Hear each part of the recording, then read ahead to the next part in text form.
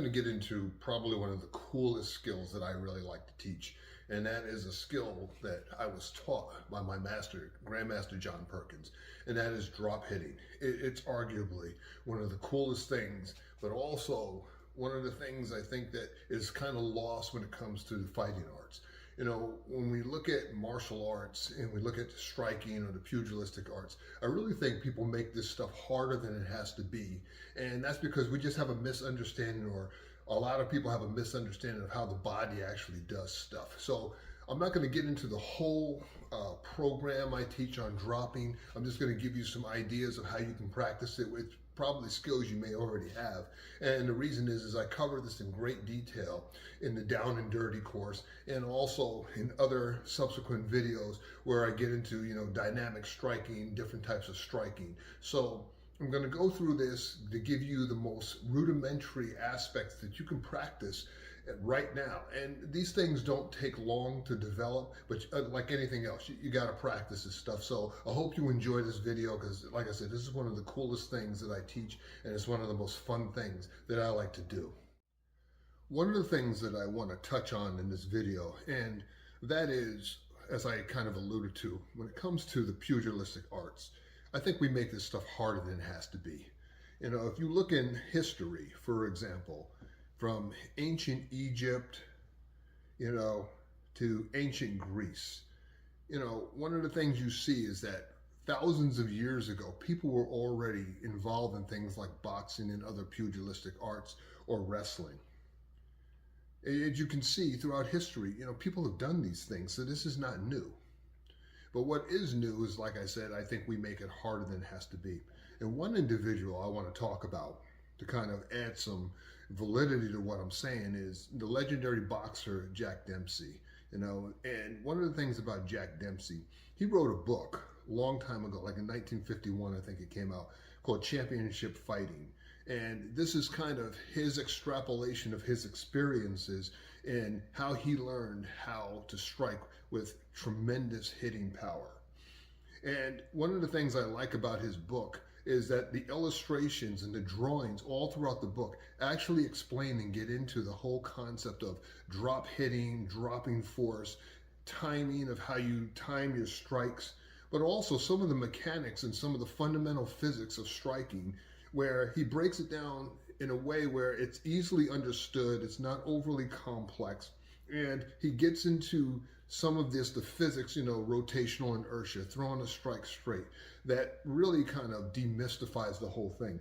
And that's what's important about that book, is that it demystifies the whole concept of how to throw a punch or a strike, or really any kind, where you learn how to develop the subtle muscle control, because that's what we're really talking about, within the body, to be able to strike with lethal power, sometimes even at the shortest distances. So if you ever saw the movies Kill Bill, especially, you know, Kill Bill Part 2, you know, you probably remember the scene with the evil Pai Mei, where he's talking about how if your enemy is standing 3 inches in front of you, you need to be able to strike with enough power to basically punch a hole in them. And I'm just paraphrasing the movie. And there's a lot of truth to that. One of the things I think that happens in the martial arts is because of Hollywood, because of sport fighting, and because of a lot of misunderstandings of how the body actually does stuff, we've been convinced that in order to strike with power, you got to be at a certain distance or optimal distance. And I'm not saying that being at an optimal distance isn't an advantage. Obviously it is. The problem is, in a real fight, you can't always determine what distance you need to be at to make something work. You can't always move the way you want to. And having the ability to strike, especially the vulnerable areas, with a drop strike allows you to strike with maximum power or near maximum power without having to chamber or wind up. It may be just the thing you need to drop into someone, maybe even to create the space you need to then finish them off. The point is, it's an indispensable skill that you can actually learn how to develop. I can tell you, for those who've experienced it, you know, Grandmaster Perkins, when he would hit you with a drop strike, I mean, I'm talking like, a lot of times he'd be just touching your body. It felt like your whole chest was compressing. And if he hit you even with a little bit of power with a drop strike, trust me, when he hit you, you stayed hit. I mean, it was unbelievable how he could hit. I've seen him hit people in ways where, people have developed literally, and I'm not making this up, necrotizing tissue because of the damage he did to them. So there's something to it. Now, in fairness too, he had a lot of talent. He was an exceptionally talented individual. You cannot take that away from him. And I need to be upfront about that because a lot of times people hear these stories about these legendary masters and they think, oh, that's all BS, blah, blah, blah, blah. The reason they think it's BS because they can't do any of these things, or they themselves have never really seen anyone with these kinds of exceptional abilities to be able to do these kind of things. Anyone who's played sports, especially if you played at a level even beyond high school, you know what I'm talking about. There are some folks that have some abilities that almost seem supernatural, and they're just so naturally gifted. And I believe Grandmaster Perkins, John Perkins, was one of those individuals where he was just exceptionally gifted. And so the things that he could do, I'm not saying that anybody can learn how to do that because I don't believe that. I mean, there's something to be said for talent. But what you need to understand as you're practicing these skills is that as you do them, you may never get to the point where you can punch a hole in someone or hit someone with so much power like they almost cough up a lung. But one of the things you will do is develop more power, whatever that is, exponentially than the power you're able to hit with now. And that's what's important. So when we're talking about the drop strike or drop hitting, some of the basics or the mechanics of it is pretty much the way it sounds.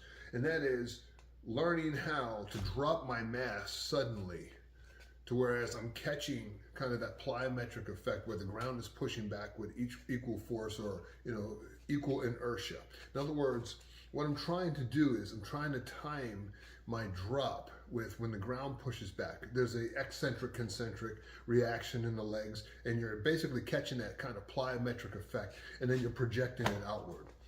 But the idea behind it is once you get the drop down and get that timing down, then you start syncing it up with your hands. So the way I always teach people how to do this is I get them to stand with their feet relatively shoulder width apart, and I have them actually bring their hands up. And the reason for that is to get them all ready from the start, to start trying to time and get their hands right.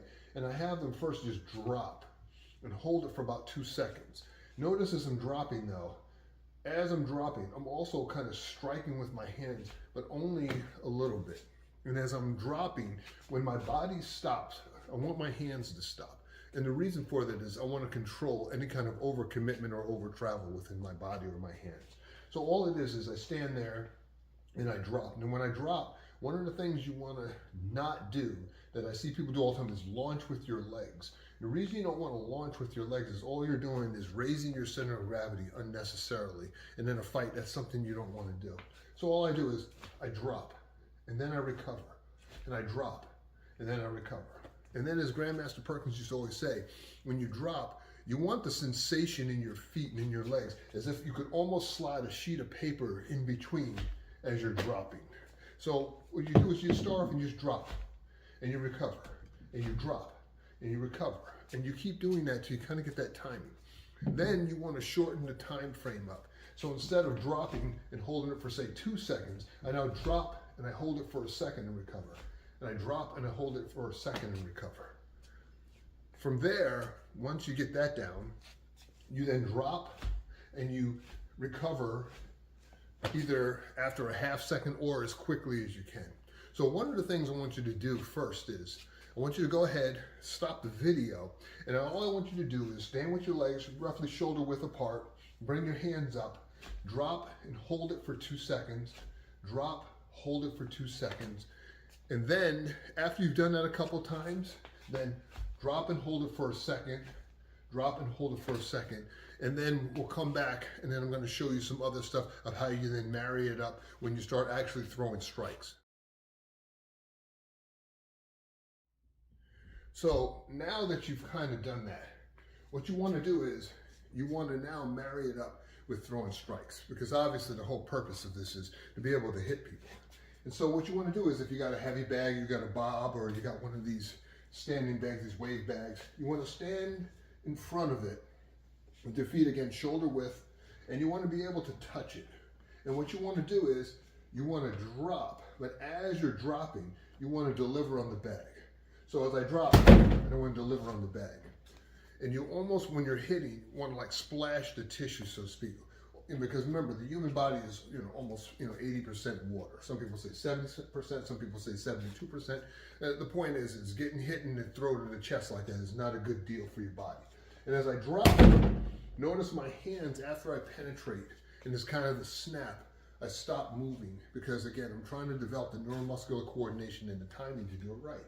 Also notice, I'm not pushing as I do see some people do when they practice this, because you're not trying to push, you're trying to penetrate suddenly so that as you build in that timing, you're capturing all that plyometric effect of your body suddenly whipping into it.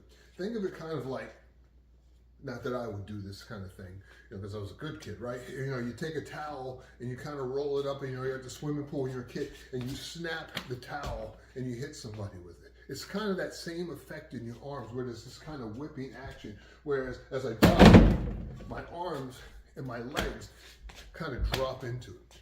You actually see boxers do this. And the reason you see boxers do this is because they practice a lot of how to get their body behind everything. The problem though is most people, because they only usually think of the rudiments of boxing, don't realize the reason it's hard to see them do this a lot of times is because they do it so efficiently and so fast.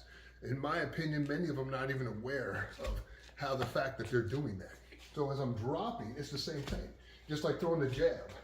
And I know there are some people who say, well, if you're not getting a good rotation, how can you hit with power?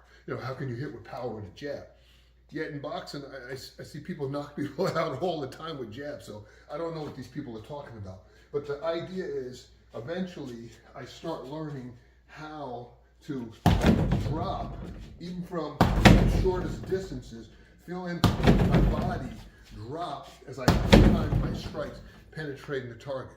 So go ahead, stop the video now, and let's go ahead and practice that, and do it for, 20, 30 seconds, or however long you feel necessary, and then come back, and then we'll go ahead and finish up. Now, once you kind of got the feel for that, and you can see this is not rocket science. Like I said, people make this harder than it has to be. What you want to do is then you want to start moving and practicing hitting. Starting off slow at first, feeling yourself get that timing within the drop. As I'm dropping, getting that timing. Eventually, and this is one of the things I teach in the Down and Dirty course, you start learning how to push from the root to get to where you want to be. Hitting with as much power as you possibly can generate without over-committing on your movement and over-traveling. You have to assume in a real fight that the enemy may move. The bad guy gets invoked. Eventually, I start adding different types of strikes, concentrating on moving as little as I need in the most efficient manner possible, and trying to generate as much power in the shortest distance possible. Even in here, if I'm this close, I'm be able to hit with tremendous force, because on a person, especially if I'm hitting for the vital areas like the neck, the throat, places like that side of the head, whether it's a palm strike, or whether it's a fist, or whether it's a chop, I want to be able to generate that power instantly. Key point once again, when you're dropping, resist the temptation to hop in the air or jump up in the air or launch with your legs. You want to feel yourself literally drop down. So as I'm dropping down, landing relatively flat with the feet. You don't have to necessarily land completely flat. I know people teach it that way, but it's not necessary. And the reason is, later on, as you do this, you're going to start learning how to push from the root and push in different directions, timing your drop so that as you're hitting, just like a boxer, how they can shuffle their feet back and forth, each time they shuffle back and forth, if they're trying to throw strikes or changing their footwork up, they're actually getting these little micro drops in. So you want to be able to make sure that you're not launching with your feet, that you're not launching with your legs, that you literally feel yourself drop down, maybe a couple inches, and then you want to recover from that.